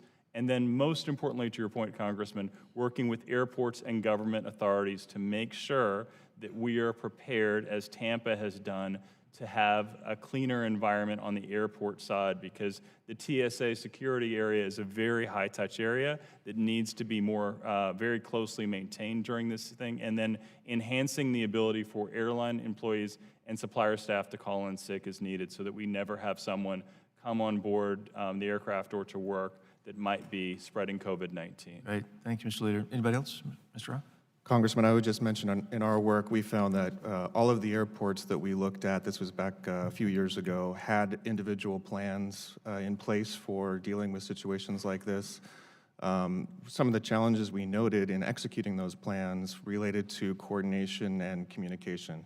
Communication from federal agencies in terms of what they should be doing, what the real threat was, what the real issue was, and communication amongst contractors and others in the airport area to make sure that everybody knows what they should be doing. So I would just mention that those are the, I would also mention that we don't really have a national plan for the aviation system. This is a recommendation we still have open for DOT. My next question was going to be what, if any, recommendations do you have as far as what we can do to support the airport? So that goes to that question. Any other suggestions on what we might be able to do in our purview to help and assist the industry as a whole, airports specifically? Mr. McGee? Yes, Congressman, we've been looking at the websites of most of the major U.S. carriers, and to their credit, many of them have very large notices on the home pages about the coronavirus, particularly on international routes where they've canceled flights. But we've seen this before with other force majeure events, natural disasters, et cetera, that we think that communication could increase. For those that are not directly affected yet, in other words, if you're planning a trip and you're uncertain, the communication from the airlines could be much better. It's not sufficient. Anyone else want to speak to that? I think that what we should do from a U.S. government perspective to further enhance traveler safety is working with the TSA to make sure that we have, following Tampa's example, I would love to see the TSA have hand sanitizer available for passengers at stations, to have Lysol so that we, the fact that my phone is placed where people's shoes go in a TSA bin, it would be wonderful to have, during this time in particular, additional steps taken by the U.S. government. Thank you, Mr. Leader. I yield back. The gentleman from Arizona, Mr. Stanton, is recognized. Thank you very much, Chairwoman. As been discussed by several of our witnesses today, air travel for those with disabilities poses a number of unique challenges. More often than not, it can be a very stressful experience. And in some instances, those with disabilities choose not to fly rather than deal with the obstacles that exist from the curb to the aircraft and beyond. However, for some, avoiding air travel altogether simply isn't a viable option, and we must do more to improve accessibility for those with disabilities. Mr. Page, in your testimony, you discussed many of these challenges, from inaccessible restrooms to injuries during the boarding process to lost or damaged mobility aids. You also discussed the need for proper training for those assisting passengers with disabilities, particularly when boarding and deplaning an aircraft. One area, though, that hasn't been discussed much that I would like to explore is what happens to passengers with disabilities in the event of an emergency. For those with disabilities, exiting an aircraft in the best of circumstances is a challenge, but in an emergency, it may be virtually impossible, especially considering current aircraft design and airplane training procedures. Currently, regulations requiring that all passengers be able to evacuate the aircraft within 90 seconds with half of the exits blocked. Yet, when the FAA ran evacuation tests between November 2019 and January of this year to evaluate the relationship between seat spacing and evacuation times, those tests did not include people with disabilities. This not only concerns me, but it also raises questions about the accuracy of these tests and how reflective they are of the flying public. I understand that passengers with disabilities should receive a safety briefing from the flight crew, the goal of which is to provide greater awareness of their accessibility needs. Yet I am concerned that this briefing rarely happens. In the case of my outstanding legislative director, Tracy Sutton, she indicates to me that briefing has never happened when she flies. Additionally, it is not clear to me what procedures are in place to assist those who are not able to evacuate on their own in an emergency. So, Mr. Page, can you share your thoughts on the FAA's choice to not include people with disabilities in its evacuation tests? Okay, thank you. Yeah, that's disappointing that they're not included in the tests. To kind of echo your thoughts, for me, being a person with permanent disability, when it comes to boarding and deplaning, I'm first on and last off. I have had the evacuation briefing from flight attendants on occasion, but not on a full-time, regular basis. But in that briefing, the emergency evacuation process was explained to me as basically I would be dragged out of the plane, you know, by sitting on the floor and taken out the best they can. A timing, the definition of time escape is not really defined to me by the flight attendant at that time. I'm equally disappointed. It's clear that the required training procedures for professional staff in the airline industry needs to be improved. I want to turn to our friends at Spirit Airlines. You talked about some of the improvements you made, and I really appreciate those improvements. However, according to the DOT, your airline ranked 13th out of 17th U.S. carriers for mishandled wheelchairs and scooters last year. And I wanted to hear directly from you what steps you're taking to improve your ranking in this important regard. Yes, it's something, Congressman, that we know we had to improve upon. We have improved upon that. I'm happy to say, although there's a lot of work we can still do, for the first 2 months of this year, our complaints are down 45% year over year as it relates to disability-related complaints overall. As it relates to the securing and the delay of bringing the assisted devices back to the guest, we are down 29% on that number as well. So we do agree there's work to do. This is a topic that's extremely important to us and one that we feel passionate about. We know there's more we can do, but we're basically doing that just with better training, quite frankly. It's better training and making sure that we're saying the right things and making sure that the training is being followed through upon. It's maybe an opportunity for your airline in particular to be a market leader in this area and maybe work with your staff to make sure that the necessary security protocols are followed for all passengers, including especially passengers that happen to have disabilities. Obviously, it's lacking based on my analysis, and that's an area that needs great improvement. Yeah, it's disappointing to hear this information, and I can't speak specifically. I wasn't prepared to speak to that today, but we'll definitely take that away and make sure it's not something that we're lacking on. This is extremely important. Thank you. Yes. I yield back. The gentleman yields back. The gentleman from New York, Mr. Katko, is now recognized. Thank you, Madam Chair, and thank you all for being here today. As I was sitting here listening to some of the testimony and reflecting about my many, many years of traveling, I can't help but think that from the time I started traveling and flying until today, it's a vastly different experience. And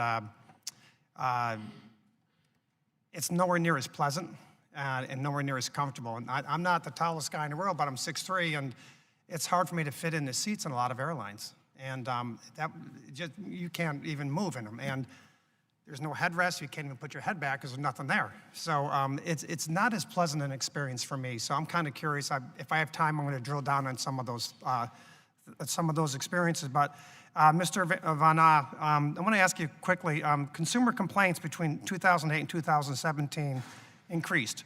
Is that because airline service deteriorated, or is it because consumers are more aware of their ability to file complaints with DOT?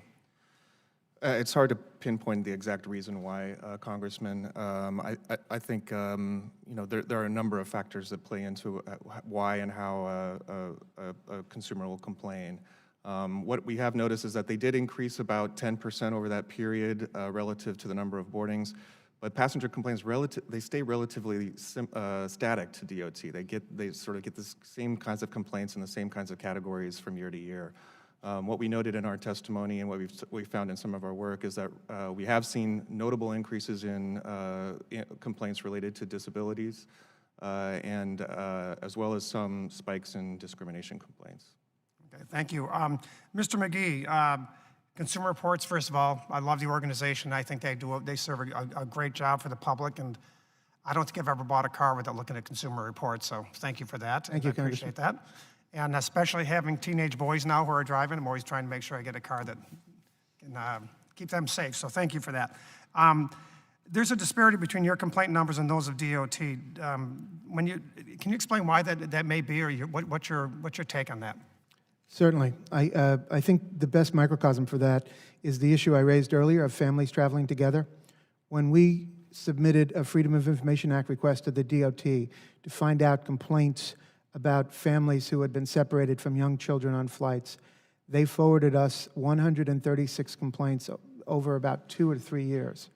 We then put a portal on consumerreports.org asking people to let us know, and we would forward those complaints to the DOT, and we received more than 400, we're up to 600 now, just within weeks. So to us, that clearly underscores that the DOT complaint system is insufficient. Most consumers don't get off a flight after a bad experience and say, honey, we need to contact the DOT. They're not aware of it. In the European Union, for example, there is signage all throughout European airports letting you know how and when you can complain both to the EU and to the airlines. And we strongly suggest that the DOT needs to do more to let people know that these complaints, that the complaint system is there. Let's talk about that for a minute. And Mr. Vaughn, I want to give you an opportunity to talk about that. I don't know if it's DOT's role or not, but it can only help the industry do better. And I know a lot of times I fly American all the time, and they do a wonderful job about asking questions all the time. And I have those little certificates when someone does a good job on the airplane. I turn one in for them, and that's great. But how can we do something along the European model? And what would you suggest it look like? I'm not sure it should come from DOT, but if it does, what would it look like, and what would you suggest? Well, before I get to that question, Congressman, I just wanted to mention, I think DOT, when they will tell consumers to go to the airlines first with complaints, because that's the way that a consumer is going to get more immediate resolution of that complaint. When DOT is looking at complaints, they're looking for something that's pervasive, something that's repeating, it's happening over and over again, that's more broad, that has a broader consumer impact. So that's just one note as to why they would, not see as many complaints as Consumer Reports might get, for example, or the airlines themselves. As we've pointed out, we think something like, or DOT has actually reported that airlines get maybe 50 complaints for every one complaint that DOT gets. In terms of the DOT publicizing or making it known that they can how to complain, they have made some improvements to their website, so consumers do have a little bit better idea of how what rights they have available to them and how to complain. But that's on their website. You have to go to their website to see it. That's not something that's available in airports. Yeah, but I don't think people would know it if you're flying and not necessarily know, well, I'm going to go to the DOT website and voice my complaint. Mr. Meeke, what do you think that would look like if we tried to set something up? What would you suggest and how we do it? And I don't think it's such a bad thing, because I think the airlines want to be good and want to provide good service, and they generally do. And I understand the competitiveness and why you have to have smaller seat space and all the other things. I got it. But what can we do to help them be more conscious of the complaints out there? Well, Mr. Von Ozz's point is a good one, in that the DOT does suggest that consumers go to the airlines to fix things. They're not in the European model where they'll step in and try and redress grievances. But the more serious problem from our perspective is that the DOT has stated to us repeatedly that they work on issues based on complaints. So when we said we had 136 complaints from families with autistic children and children with allergies and all kinds of serious problems, who in their right mind would say that those 136 complaints are less than 10,000 complaints about scuffed baggage? So they need to have perspective on complaints. Some of the most serious complaints are low in numbers, and yet they said specifically they would not act on the families traveling together issue because, quote, the numbers were too low. Yeah, and we got to figure out a way. Maybe in a separate submission, if you have any ideas of what that would look like, maybe we can figure out something. I think having a more healthy discussion on the concerns, and maybe people seeing them having nowhere to go if there is a concern. Now airlines can see what the concerns are, and all airlines can access, and all Americans. I think might be better to have that transparency. We'd be happy to assist. All right, thank you. I yield back. Thank you. The gentleman yields back. The chair now recognizes the gentleman from California, Mr. Carbajal. Thank you, Madam Chair. Mr. Von Oz, in your written testimony, you discussed the growing number of complaints from passengers alleging racial discrimination. Can you elaborate on this topic? And to your knowledge, what are some of the steps airlines are taking to address this important issue? Thank you for the question, Congressman. Those complaints, when we've looked at them, they are typically, the discrimination-based complaints are typically about racial discrimination. Some of the things that we've noted in our reports are things where it may be a misunderstanding, or there's always a push and pull between the pilot's ability to remove a passenger for safety reasons, but they're not allowed to discriminate, and so there may be just misunderstandings about what this, what's going on with that. But we didn't really get into pinpointing exactly sort of the cause of some of those complaints. So it's hard to sort of comment exactly on what the airlines are doing. That's a little disconcerting. If we don't know, is there a way to step up our ability to dive into that a little bit further? So DOT does follow up on every one of these complaints in particular. Discrimination complaints are one of those categories that they do pay close attention to and forward to the airlines. So that's one way that they're addressing the issue. Thank you. You also touched on increased barriers that passengers with disabilities face. I found it notable that you mentioned that the number of complaints filed by people in wheelchairs may not fully reflect the inconvenience experienced by these passengers.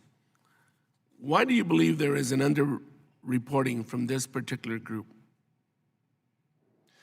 Yeah, thank you for that question. There's a number of reasons why. First and foremost, there's no requirement that we looked at lavatories specifically, there's no requirement that lavatories be accessible to persons with disabilities from DOT, and so they may not have an expectation that they can complain because it's not a requirement.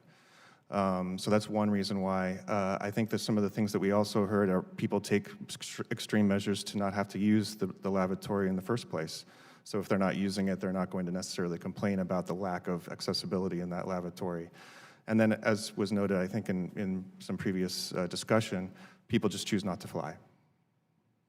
Thank you. Mr. Page, I'm coming to you. I was going to say, From the perspective of Paralyzed Veterans of America, would you have anything else to add? Do you have anything else to add? yeah, I was just getting ready to echo what he said. Yeah, in reference to a lot of our members, they dehydrate themselves the day before when it comes to flying. That way, because we know that there's no access to the lavatory on the plane currently because it's just not accessible. And in reference to complaints back to DOT, I echo what Mr. McGee said. PVA has started to file a lot of complaints, and so we've gotten some action from DOT on a lot of different issues. But it was, a road to hoe that we built over there, trying to get some response from the department on a lot of different issues. But so yeah, definitely, there's a lot of work left to be done for sure. Thank you, Madam Chair. I yield back. The gentleman yields back. The gentlewoman from the District of Columbia, Ms. Norton, is now recognized for 5 minutes. Thank you very much. Mr. McGee, I noted in your testimony that you raised an issue that has been of special interest to me and to this committee itself. You reference on page 6 of your testimony 2018 FBI report that stated, and here I'm quoting you, that in-flight sexual assaults are on the rise, with children particularly vulnerable. You go on to say that you were shocked, I must tell you we were as well, by DOT's refusal to act. So you did it yourself. And within weeks you said you had in excess of 600, I'm quoting you again, 600 complaints, more than 4 times the DOT's original total.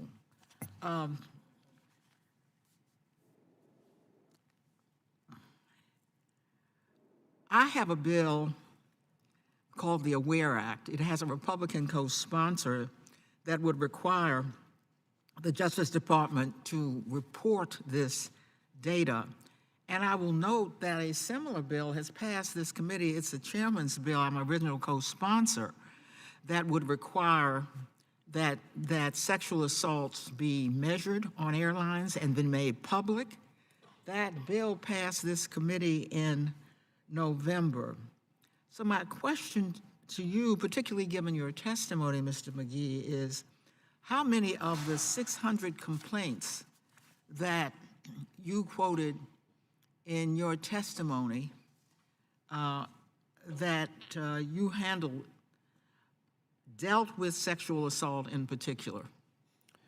Many of them, ma'am, raised the issue. We did not have an actual case cited to us, but repeatedly we heard from parents and caregivers that they were concerned about it. In some cases, they got off the plane. They said, if my child is not going to be sitting near me, we're not going to take this flight. And conversely, we hadn't thought about this, but we heard from the business travel community, and we heard that many corporate travelers don't want the responsibility of sitting next to a young child. We're talking 5, 6, 7, 8, who is not their own. They don't want to take on the Who responsibility. don't want that responsibility? They don't want the responsibility to have to ensure the child's welfare, to with oxygen masks, with evacuations, and so the FBI report is chilling reading. And when we had that in mind, when we read through these complaints, we saw parent after parent say, what are the airlines thinking? How could you possibly, you might as well be an unaccompanied minor. The airlines have very strict policies on unaccompanied minors. They don't allow children under a certain age to travel as unaccompanied minors. They give them special attention. For all intents and purposes, if I'm the parent and I'm in row 12 and my 6-year-old is in row 18, that child is an unaccompanied minor. And so that's why we were shocked that the DOT doesn't take this more seriously enough to act. Again, not all complaints are created equal. You can't compare the threat of a child being assaulted to damaged luggage. Here, on the one hand, we're talking about children who are completely defenseless, don't know what to do, and we don't know how many are adults as well. And this is, as I say, it has shocked this committee, so that there's a bill that should be going to the floor soon. Could I ask you as well, Mr. McGee, have you found any difference in the quality of customer service between the regional airlines and the legacy airlines? Well, we have found that when we talk about the legacy airlines, many of their flights, up to 50% of departures on a given day, are in fact operated, they're subservice, they're outsourced to regional carriers that the passenger doesn't book with. And so we have written about this and advocated about this at length over the years. There are two sets of rules. There are safety issues that in some measure have been addressed after the crash in Buffalo of Colgan Air, but there are also customer service issues. There are different standards. The bottom line is you buy a ticket on United, American, Delta, but you are flying on an aircraft that is not operated by United, American, or Delta. And so from an FAA perspective, there could be different standards in terms of safety, in terms of maintenance, in terms of pilot training. And from a customer service standard, there can be differences. You think the legislation is needed? Absolutely. We have advocated for years that there needs to be tighter control of regional carriers operating on behalf of major carriers. And we find repeatedly that many passengers have no idea they bought a ticket on Airline A and they're flying on Airline B. So simply knowing would help. Absolutely. Who is actually flying you. Thank you very much. I'll look into that as a We'd be happy to assist you, ma'am. Thank you. The gentleman from Georgia, Mr. Johnson, is now recognized for 5 minutes. Thank you. Mr. McGee, when the Trump administration came to power, there was a Department of Transportation's Aviation Consumer Protection Advisory Committee that was in place that was by law to meet quarterly. Did that quarterly meeting schedule change once the Trump administration came to power? Yes, Congressman, it did. For the first 2 years, there were no meetings. They were finally reinstated in 2019. I participated in one on behalf of Consumer Reports last year. It's continued, but it's been infrequent since then. So it has not been holding the quarterly meetings that That's is correct. It required has by not been law. quarterly, no. And now, the Department of Transportation appointed someone as its consumer representative. I think you testified to earlier, someone from the American Enterprise Institute. Yes, and that individual has no career record of ever having advocated on behalf of consumers. So we were rather shocked by that.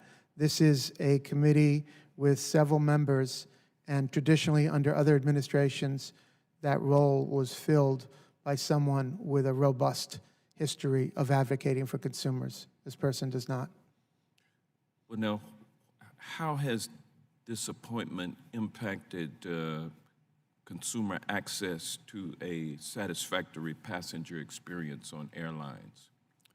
Well, it has many effects, and we, as consumer advocates, we work with colleagues outside of Consumer Reports with many other consumer organizations that advocate on behalf of airline passengers, and we treat those meetings very seriously. We look forward to them, and we have very robust agendas, and now we go in and we feel that we are not being heard in the same way. We don't have someone on the inside of that committee advocating for passengers the way that we believe there should be. Thank you. Mr. Von Ah, GAO's testimony today describes the growing number of complaints each year from passengers alleging racial discrimination. Can you describe what airlines are doing to address discrimination, racial discrimination in air travel? So thank you for that question, Congressman. Our work looked at the training that airlines have provided for non-discrimination. I would just mention that we didn't get specific information about those airline trainings. I would note that that training was hard to understand exactly who got the training, how often they got it. And we did note that in some of the leading practices that we developed in terms of non-discrimination training, some of those trainings did not include a number of the things that we would consider to be best practices, things like implicit bias training, ensuring that there's a robust discussion amongst the people in an interactive training environment. Have you seen the Department of Transportation make any significant efforts to address racial discrimination in air travel? They do take that issue very seriously, and they do follow up on those complaints. However, that kind of training that I just mentioned is not required by DOT, although airlines do have that kind of training, but they don't require it. Thank you. Mr. Klein, your company uses arbitration clauses in your contracts with airline consumers, correct? Yes, that's correct, sir. And that's because it's more efficient and cost-effective for the company to force people into arbitration than it would be to allow them to file lawsuits in court against the company. Is that correct? So we do get lawsuits in court all the time, sir. But it's more cost-efficient for the airline when you can divert cases away from court into the arbitration process, correct?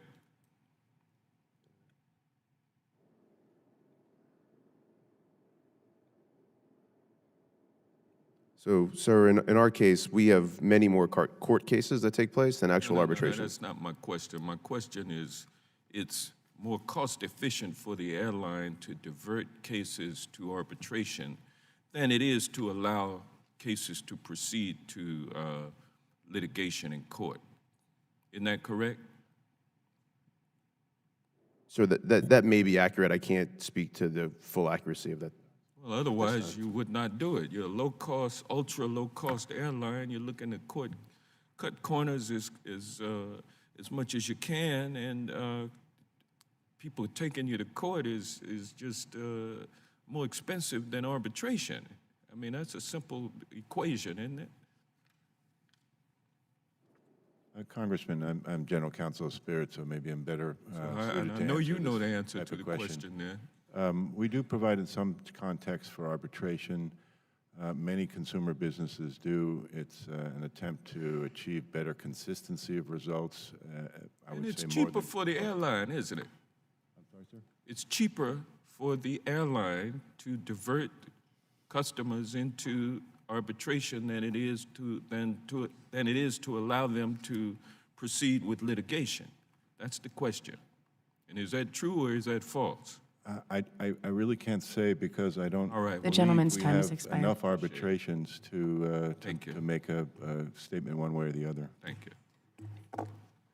The gentleman from Maryland, Mr. Brown, is now recognized for 5 minutes. Thank you, Madam Chair. I have a statement and not a question, but I'll preface by thanking each of you for being here today. in this hearing on airline passenger experience. In 2018, the GAO found that airlines' operation performance generally has improved from 2008 through 2017, as measured by the Department of Transportation data on denied boardings, mishandled baggage, and late and canceled or diverted flights. This is due in part to the airlines making investments in technology, airport infrastructure improvements, and expanding flight operations. However, there's always room for improvement, especially regarding safety. I think that a passenger's experience includes even the unexpected, unscheduled, and unfortunate series of events that occur during emergencies. In November of 2019, this committee held a roundtable on the air travel experience for persons with disabilities. The roundtable highlighted safety concerns regarding seat size and passenger evacuation. Federal aviation regulations require that the design of an airliner must permit all passengers to evacuate the aircraft within 90 seconds, with half of the exits blocked. Recent accidents have raised concerns about whether all passengers can in fact evacuate an airliner in 90 seconds, and I believe the chairman of the full committee alluded to that. The example of this is an uncontained engine failure and fire that occurred in Chicago in 2016. I'm concerned that current standards do not take into account passengers with disabilities. Aircraft manufacturers like Boeing and Airbus are responsible for successfully demonstrating to the FAA that each aircraft design meets this bar. But FAA standards like seat size and aisle width that have not been updated in 20 years make it extremely difficult for passengers with disabilities to evacuate. In November of 2019, the FAA started tests aimed at setting a minimum standard for seats and the space between rows to ensure safety. However, there was no indication that the volunteers being used for the test encompassed all demographics and legal requirements. We must ensure that the FAA considers all groups of people when testing cabin evacuations to ensure the safety and consumer experience of the passenger. So I want to thank you, Madam Chair, for the opportunity to put this statement in the record, and I yield back the balance of my time. The gentleman yields back. The gentleman from Massachusetts, Mr. Lynch, is now recognized. Thank you very much, Madam Chair, for holding this hearing, and I want to thank our witnesses for helping the committee with its work. So members of Congress are frequent flyers. I had a flight on Monday down here. I got the 6 a.m. Shuttle down from Boston, and maybe it's because the 6 o'clock shuttle, but half the plane was empty. Yet, because of the seating assignment protocol, and I'm thinking about the coronavirus here, because of the seating assignment protocol, the first dozen rows were all jam-packed with people, cheek by jowl, shoulder to shoulder on that flight, and then the back of the plane was completely empty. So even though the assurances that you've given, Mr. Leader, about the HEPA filter and all of that, certainly having everybody jammed in with each other while the rest of the plane is empty is probably not a good practice. So, Mr. Klein, you run an airline. Will this take an act of Congress to change the seating protocol so that people aren't piled up when there are half-empty planes? Is that something that you can take on yourself without being directed to do so? In a way, Congressman Lynch, we don't frequently deal with half-empty planes. You're lucky. Our planes are full. But if this thing goes a year, and CDC and HHS are saying we could be dealing with this for a year, you're going to see a lot of airlines are going to see half-empty planes. Yeah. So you bring up an excellent question, an excellent point, and one that frankly we're not dealing with today yet. Planes continue to run full. And it's hard for me to comment on that, but it's a good point. Okay, I don't want to waste all my time on this. It's just, it's probably indicative of the problem we have here. This is a very heavily regulated industry.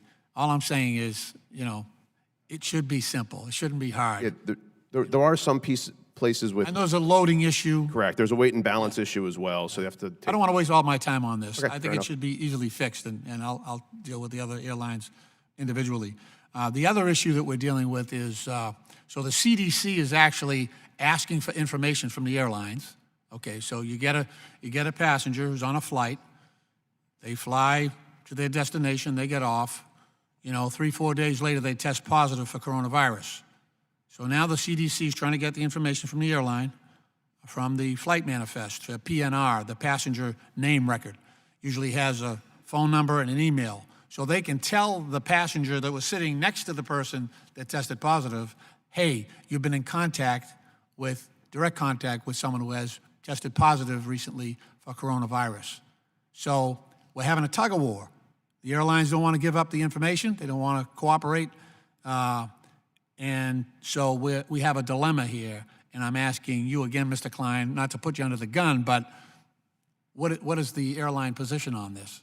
I can speak specifically to Spirit, and we may be in a position that I may want Dr. Leader to finish up after I give you the Spirit perspective, is the information that has been requested by the CDC is extremely important, and it hasn't historically been collected by airlines. The name, Yep. I contact, the phone number? I can comment. And the email? Yeah, so passengers that book directly with the airline, all that information is stored in the passenger name record, as you mentioned. If you book through a third party, so for Spirit Airlines, think of someone booking through, say, Expedia. Yeah, but will you give what you got? Well, we don't get the information from the customer through that transmission of data. Some customers you do. We do and we have the information. What I was going to say is we have the ability through our system. It's very inefficient, but we are collecting per the CDC requirements to collect information as the directive has come in. We've been able to address that. Not every airline can because it's not automated, and it's information like email address and cell phone number of each individual passenger is not something that's stored on the record. So you have to go get that information upon check-in. It's inefficient and hard to get. Not saying it's not important to get. We have the ability to do that in our reservation system.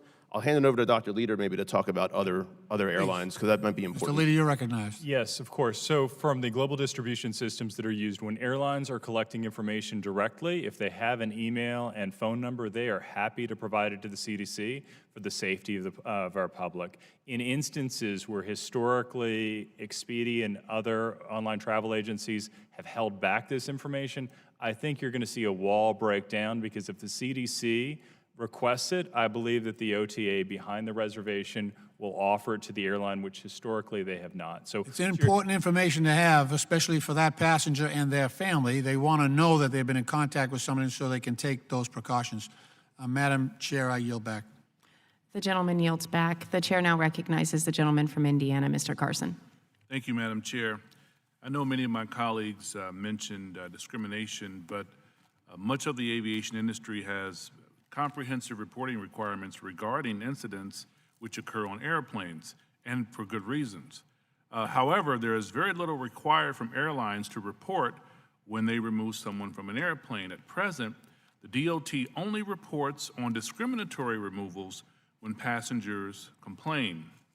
This disproportionately impacts American Muslims, Sikhs, and Arab Americans, a problem which predates the Gore Commission on Aviation Safety from 1997.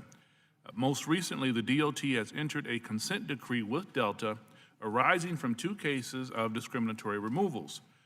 What can be done to require full reporting and rationale for removals to prevent customers, flight attendants, or pilots from causing American Muslims, Sikhs, Arab Americans, and others, African Americans, to be stereotyped and removed from flights for simple acts such as speaking Arabic or wearing hijab?